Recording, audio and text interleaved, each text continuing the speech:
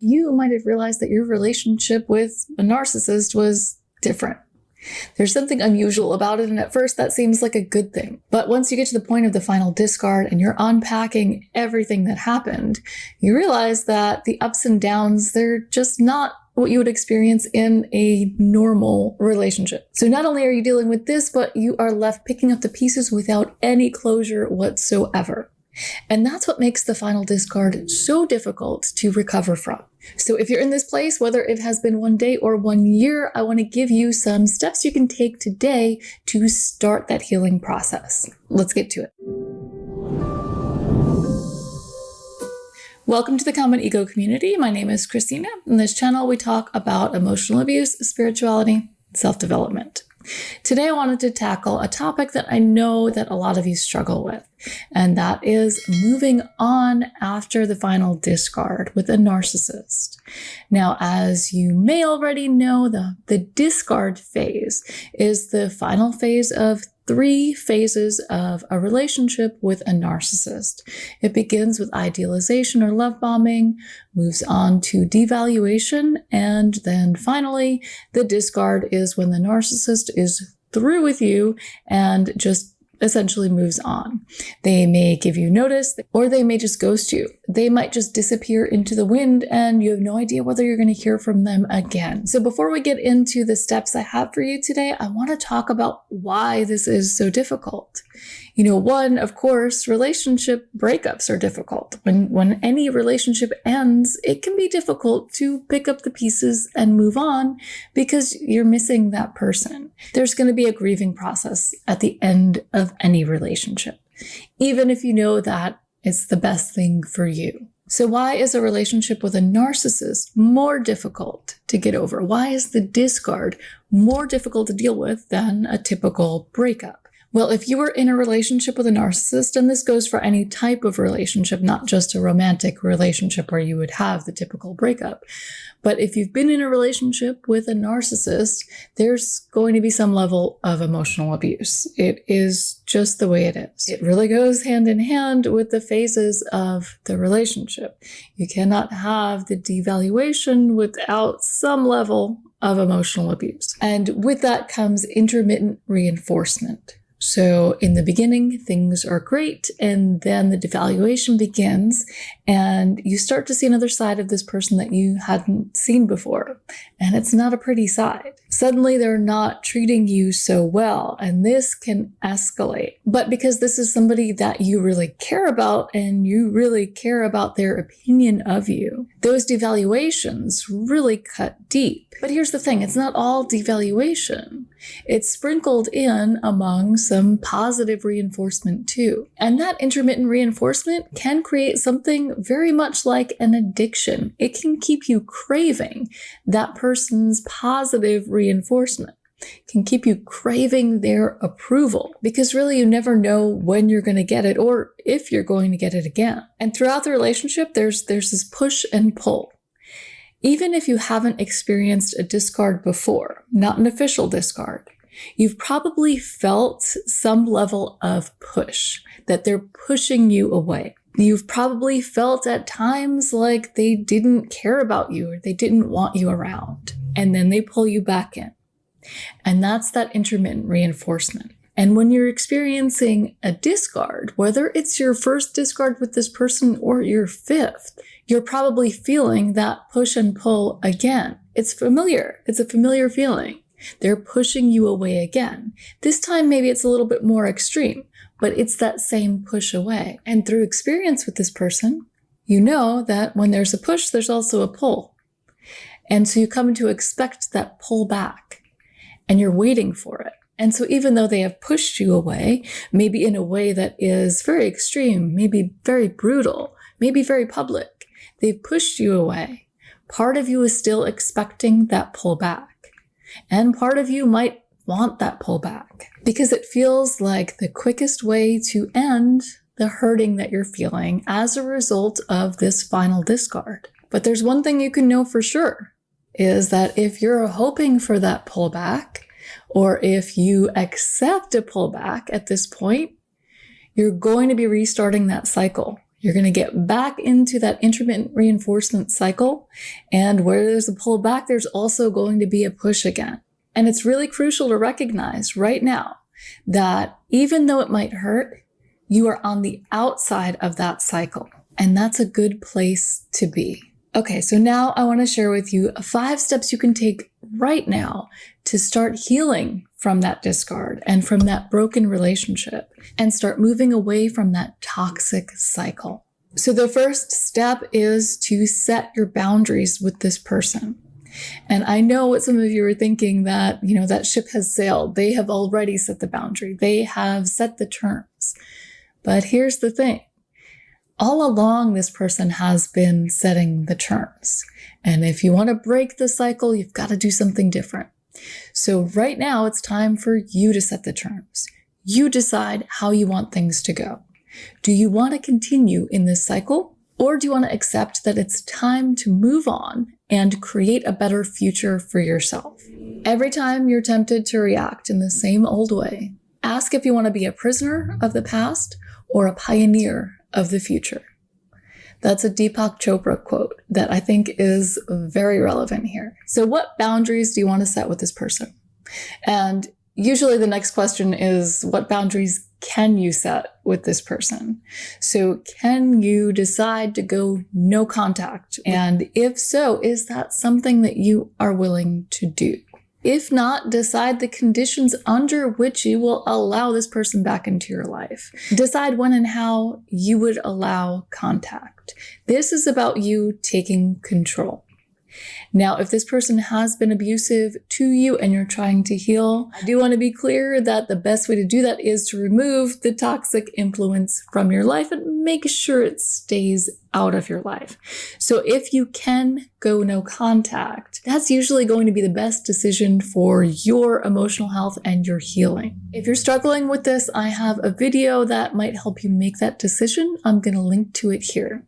Now, if you can't go no contact, or you decide that for whatever reason, you're just not going to, there's no judgment here. But now is the time to decide how you see this relationship playing out. Are you going to let this person back in like nothing happened, or are you going to have some ground rules? If so, what are they? Start by jotting them all down on a piece of paper. And this doesn't have to be something that you hand over to the person, but it will serve as a way to help you organize your thoughts. And you can always go back to it when you need a reminder of what the rules are and why you set them. So the second thing you can do right now to start the healing process is to start detoxing from that negativity.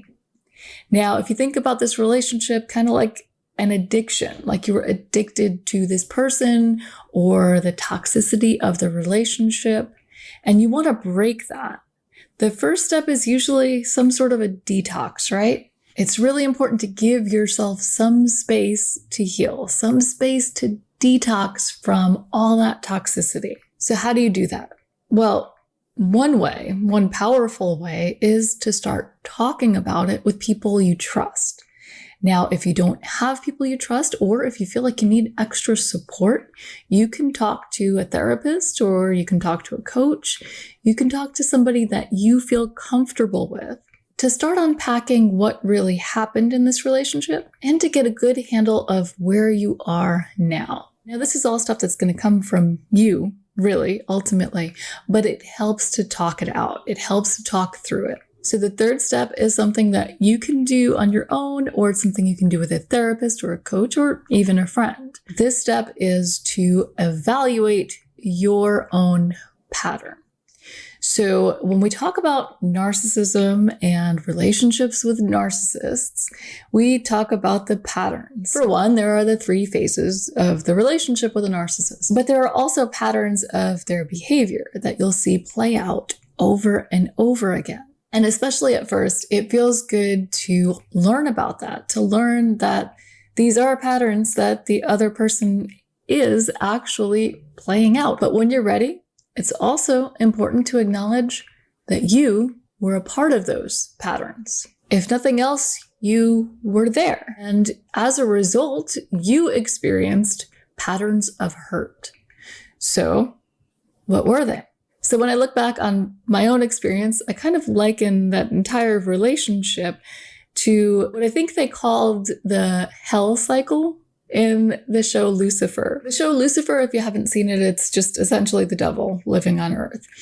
But their concept of hell was that people would repeat the same painful experience over and over again.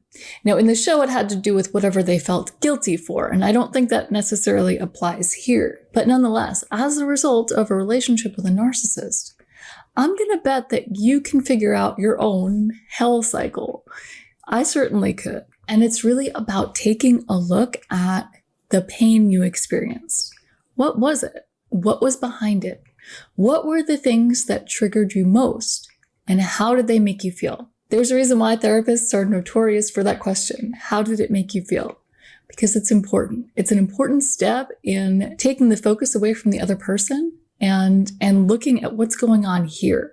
Because that's really all that matters. So for me, in going through the idealization, devaluation, and discard phases, and then hoovering and back again, rinse, repeat, my hell loop involved betrayal and abandonment. And of course, there was that positive reinforcement mixed in there too, with the idealization or love bombing and hoovering. Over and over again, it was feeling loved, then feeling betrayed, and then feeling abandoned. And sometimes the betrayal and abandonment went hand in hand too, but it was the same feelings over and over again. And once you can identify that, it's kind of liberating, because really what you're doing is you're identifying your patterns, what's playing out in your life. There's something called repetition compulsion that explains when people end up putting themselves into situations to experience the same hurt and the same trauma over and over again. If it was something that was very hurtful to you, especially at a young age, if it is unresolved, it can and almost definitely will come back up again in your life.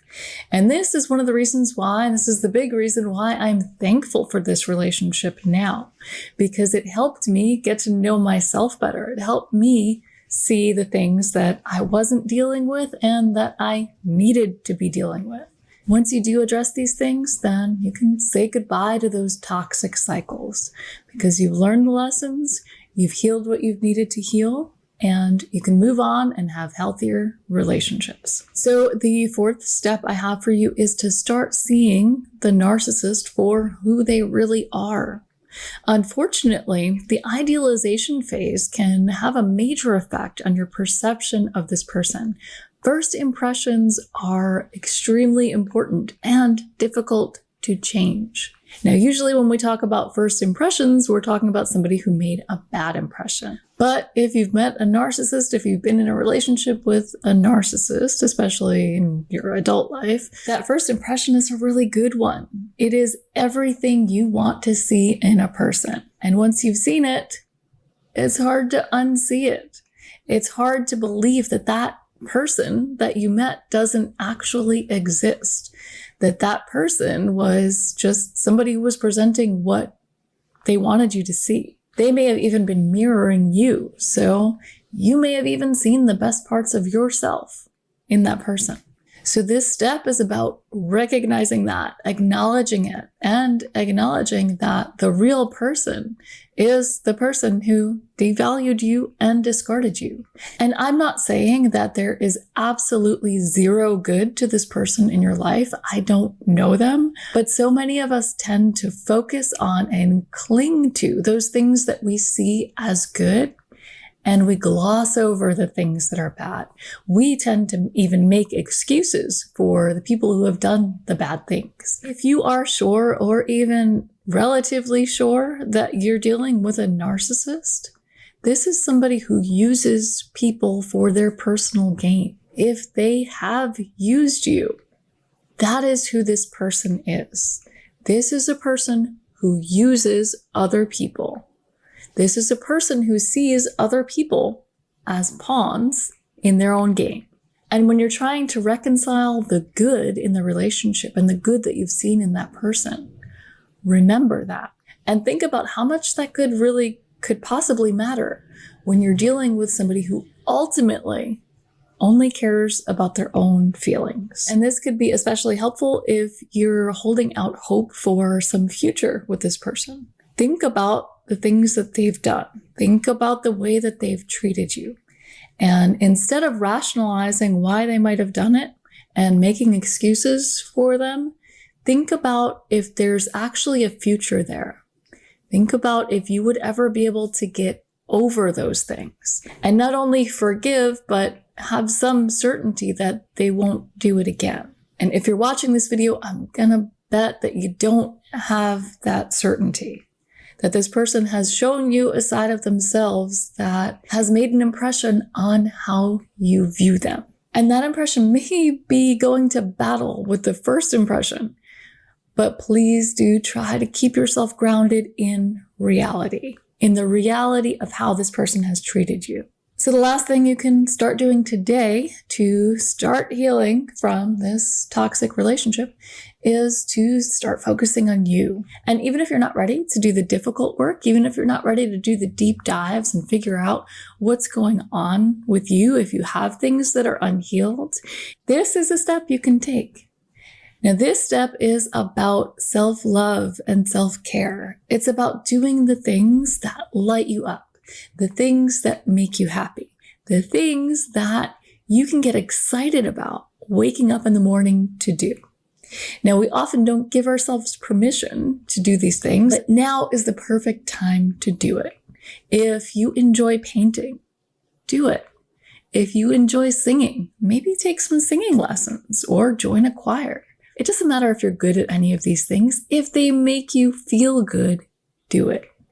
Do more of it.